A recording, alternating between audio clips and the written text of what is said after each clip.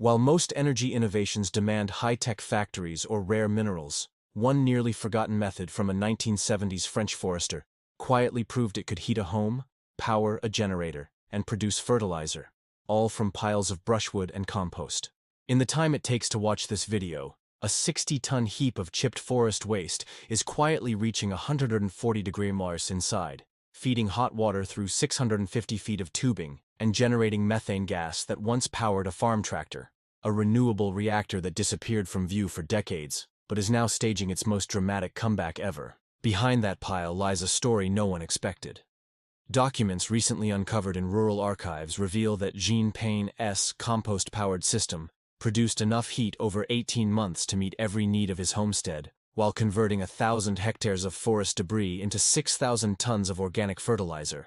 Yet fewer than 50 people worldwide even knew the details. Today, as energy bills soar and supply chains buckle, researchers at Utrecht University are quietly reviving Payne's BioMiler, installing a 6-meter diameter compost battery that delivers 100 megawatts of heat annually, enough for 4 modern households. What global energy leaders overlooked now resonates at scales policymakers only dreamed of. Imagine a giant thermos filled with layers of wood chips, manure, and fruit pomace, insulated with straw bales, instrumented with IoT sensors that track temperature every minute, and aerated by automated blowers to keep bacteria in their sweet spot. That's not science fiction. It's this year's Teapot's pilot project, funded by a $4.8 million EU grant, marrying Payne's low-tech genius with real-time data dashboards. Internal reports, quietly circulated among partners, show peak outputs matching small biomass boilers, without a single moving part besides natural microbial activity. But the most startling insight is buried in corporate filings few read. When Payne's methane digester was sealed and heated by the surrounding compost, it yielded nearly 20 cubic meters of biogas per ton of organic matter, twice the yield of average farm digesters today. That methane, stored in repurposed truck tubes, fueled stoves, lamps, and even Payne's modified tractor, achieving fuel self-sufficiency 50 years before modern circular economy mandates existed. Only 4 peer-reviewed studies have analyzed those original measurements, but everyone confirms his data were precise and reproducible. And there is more.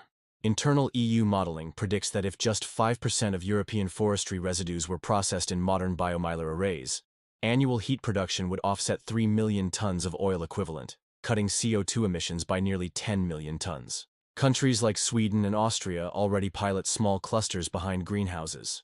But mainstream energy planners still overlook this route because it doesn't require giant turbines or exotic catalysts. This isn't about nostalgia, it's about reframing our idea of innovation. While billions flow into EV batteries and hydrogen electrolyzers, a hidden reactor sits in plain sight on farms, parks, and sawmills worldwide. It asks only for chipped wood, water, and patience, and returns heat, fuel, and soil fertility in a continuous cycle. The real question isn't whether we can build more solar panels or wind farms, but why we ignored a technology that fit perfectly into the circular, decentralized future we're racing toward. So here's the moment to decide. Will we keep chasing shiny next-gen solutions while an army of compost heaps quietly warms buildings and powers machinery? Or will we embrace a model where waste becomes the world's cleanest reactor? Comment below, based on your region, your backyard, or your greenhouse. How would a BioMiler change your energy equation over the next 5 years?